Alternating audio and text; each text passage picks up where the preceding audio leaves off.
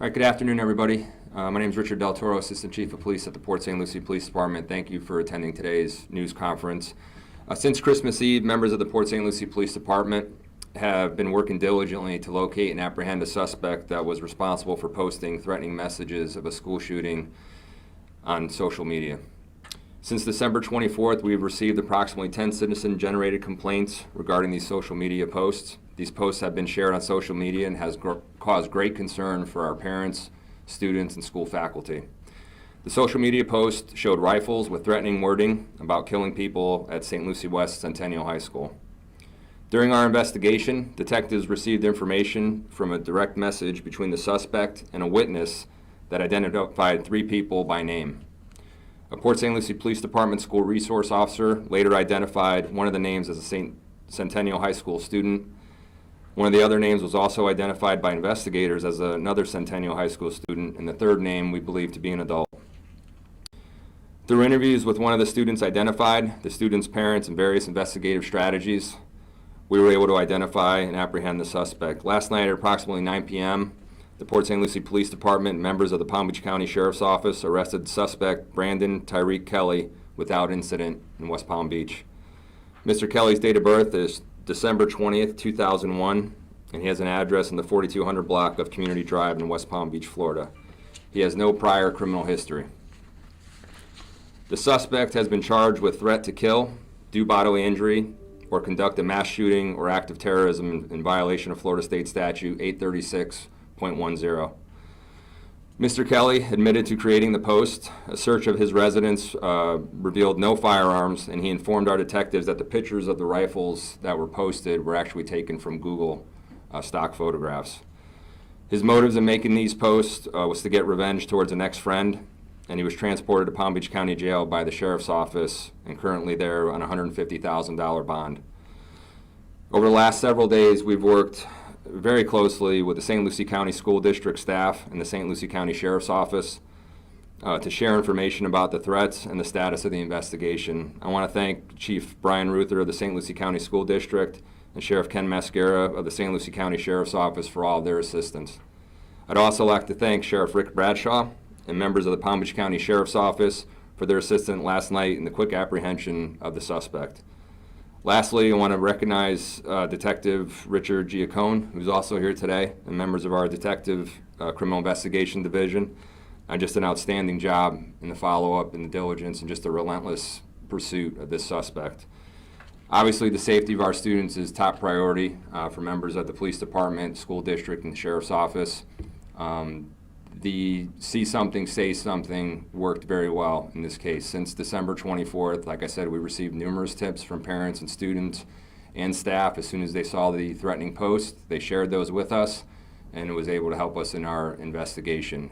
Even though there's an arrest that's been made in this case, we will have increased presence at our high schools this coming Tuesday upon the return to school. And with that, I'll answer any questions anybody may have about the investigation that I can share. You said his motive was to get revenge toward an ex-friend. Can you elaborate on what that meant? What that means?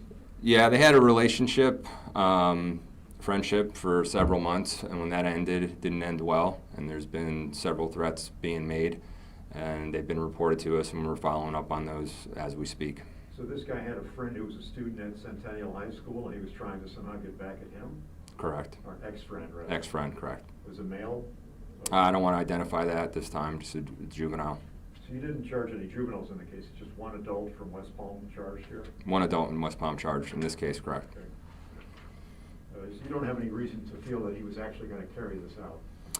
Not that we know. As of right now, he had no firearms, and I'm not sure if he was just trying to create a stir amongst, amongst the students, but he definitely struck a chord with the parents, the students, and the staff. And he was well on his way to getting what he wanted, which is everyone's attention. However, we can't take any of these threats lightly. We have to follow through. We cannot miss on a case like this. And what I was really happy with was the system worked in terms of information sharing between the agencies. And that was just so impressive to me, between the sheriff's office, between our agency, our school resource officers. Everyone came together to make sure this had a successful outcome. How How was this first discovered? How did it come to light? Did some student get this and then went to an adult at school or a parent? Or how did that happen? Yeah, in the beginning, a student shared it with a member of the school staff, and they contacted the police department with that information. We documented the original case, and then we received about 9 other citizen-generated complaints from students, from parents that were concerned. And you know, what's frustrating sometimes for the parents is they want these cases resolved so fast, and these cases take time. You know, a lot of times we're not even able to bring these cases to a successful conclusion like this because it gets shared so many times on social media, it's hard to track down. But the work by our detectives in this case was absolutely outstanding. I can't say enough good things about what they did. Is there a specific date when you plan to carry this out? It just says final warning before, after next week. Was there a certain day when he said this is going to happen on a certain date? Not a particular day, but we believe it was upon return to school. Because they're on Christmas break right now, the holiday break.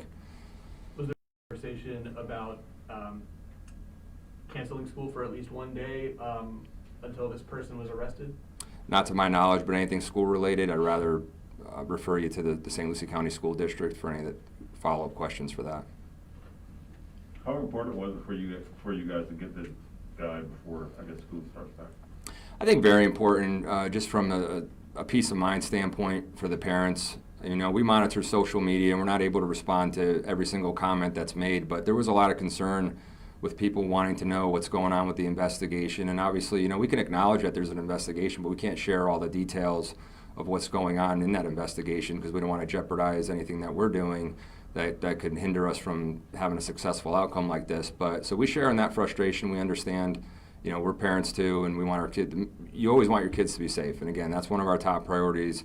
I know that's a top priority at the Sheriff's Office with the School Resource Program and with the school district. So the information that we received, we were just relentless on it from the beginning because we wanted to make sure this was done the right way. How did you find this guy in West Palm Beach? We tracked him down through an IP address that was linked to the social media account that we had. Does he have a criminal record? No criminal record. Do you know what he does for a living? Does he work? Does he? I don't know. That's her. No. Did he ever attend school here? Not to my knowledge, no. Any other questions? What's your reaction to what he did? I think it's disappointing. It caused a lot of people a lot of heartache over the holidays. I know I had people reaching out to me personally wanting to know if I was aware of it. Just, again, that see something, say something, people that have connections to you, they want to make sure you're aware. So it caused a lot of distress in people's lives. And there's a lot more work to do on this case. We want to make sure we bring this, you know, see it all the way through. And we have his phone and evidence. We're going to be going through that, seeing who he was connected to, if he was working with anybody else. So there's still a lot of work to be done.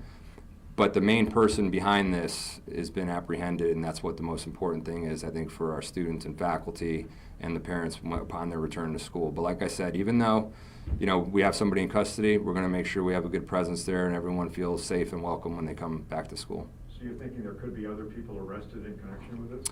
No, I don't think in this particular case, no, but we want to make sure we're doing, there's nothing to lead us to that right now, but we want to make sure we do all of our diligence right now to make sure that they have peace of mind, so. Now, what's the message to people who disrupt school functions like this and make these threats? The message from our agency is this isn't a game, and we're going to make sure that we are relentless in following up and making sure that people are brought to justice that do this. This was a lot of resources that are put towards investigations like this. A lot of other cases get put on hold, but being that our students are our top priority, we want to make sure that we put everyone available that we can. It's all hands on deck. And someone needs to pay for that at the end of the day if and when we can identify somebody and make an arrest. So I'm happy that the detectives were able to do that because it is going to give our parents and the students and staff that peace of mind that the person responsible for this has been arrested and in custody. Thank you. So, all righty, folks. Thank you all for being here today. Wish you all a Happy New Year and thanks again. Appreciate it. By the way, one other question. Did the ex-friend cooperate with police, and that's what led you to this guy? Did you determine who the ex-friend was, and then they said? Correct. That's what led us to that. Yeah, very cooperative. Parents were very cooperative. You know, the parents were very involved within their child's life, basically. And they're just so key. And I just encourage more parents to make sure they're taking an active role in who their kids are interacting with. and making sure they have that open dialogue and the child feels good enough to and safe enough to share that with their parents. That was just key in our case. What So, social media platform was that on? Instagram. That's what I saw it on. So a bunch of different students saw this. And it was shared on Facebook by other people once they screenshotted it, and so, Okay. but it started on Instagram. Thank So, you. all right. Thank you all.